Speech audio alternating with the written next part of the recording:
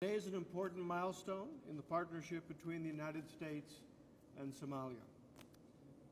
maanta waa maalin taariikhi u ah xiriirka Mareykanka iyo Soomaaliya. Saacado ka hor waxaan si rasmi ah u furay xafiiska howlgalka hay'adda horumarinta caalamiga ah ee Mareykanka ee Soomaaliya. Kani waa xafiiskii ugu horeeyay ee howlgalka USAID muddo 30 sano ku dhawaad ah. Daafurka xafiiska USAID kaliya ma xoojinayo xiriirka labadeena dawladood ee waxa uu sidoo kale xoojinayaa horumarka Soomaaliya.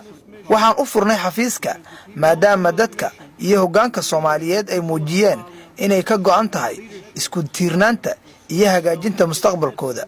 USAID markii ay ogaatay in hoggaanka Soomaaliya ay tallaabooyin u qaadayaan isku filnaanta dalkooda kadib waxaanu go'aansanay inaanu kala shaqeyno wadadaas waana waxa loo furayo xafiiska howlgalka. dadaalka dawladda Soomaaliya ee dib u habeynta dalka waa mid u muuqanaya inuu saldhigiisu yahay ka jawaabidda baahida muwaadiniinta iyo ballaarinta fursadaha dhaqaalaha waana mid dhisaya dalkan. waa rajo wanaagsan iyo maalin hore loo soconayo. waan ku faraxsanahay inaan xalfadan gaarka ah ka soo qayb galo. waxaan qabaa rajo buuxda oo la xiriirta sii wadida tallaabooyinkan loo qaadayo dhismaha guusha iyo ilaalinta shaqada adag ee horumarka leh. dabcan sidoo kale dadka Soomaaliyeed waa kuwa u qalma horumarka aanu aragnay.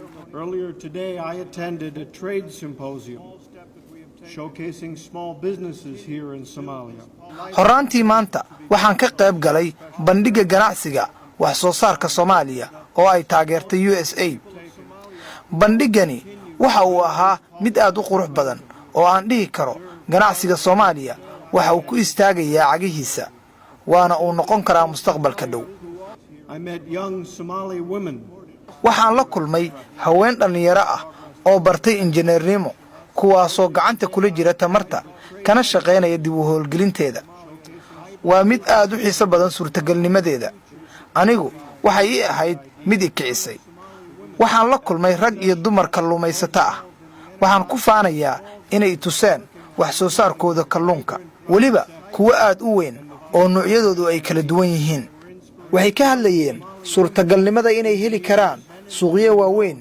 waa tillaabooyin hore loo qaaday oo aan rajaynayo in la taageero. kuwaasi waxay ahaayeen hablo iyo rag ganacsato ah oo aan rajaynayo inay sii horumariyaan shaqadooda iyada oo lagu jiro xaalad adag oo dhinaca cimilada ah.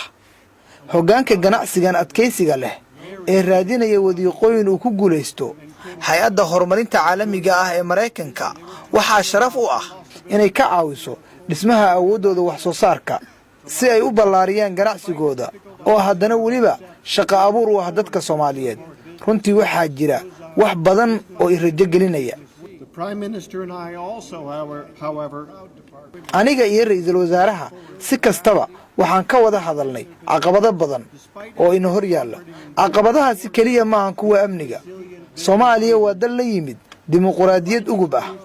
doorashada soo aadan waa fursad taariikhi ah oo lagu muujin karo mabaadi'da dimuqraadiyadda Soomaaliya laguna keeni karo dawlad haysata wakaalasho dhab ah oo dhaxal u noqota jiilka imaanaya. this includes free and fair elections and the peaceful transition of power. tani waxaa ku jirta doorasho xur iyo xalaal ah iyo xilka oo lagu kala wareego si nabad ah. There's also the prospect of debt relief. sidoo kale waxaa jirta yididiilo la xiriirta deen cafinta iyo in guul laga gaaro. waxa kaliya ee dawladda laga rabaa waa inay sii wado hawsha adag ee dib u habeynta dhaqaalaha iyo dadaalka ciribtirka musuqmaasuqa. dad badan oo Soomaaliyeed ayaa wajahaya cunno yari. waan ogahay waxa sabab u ah abaaraha iyo khilaafaadka. In response to this alarming food insecurity, today I am announcing $185 million in humanitarian assistance here.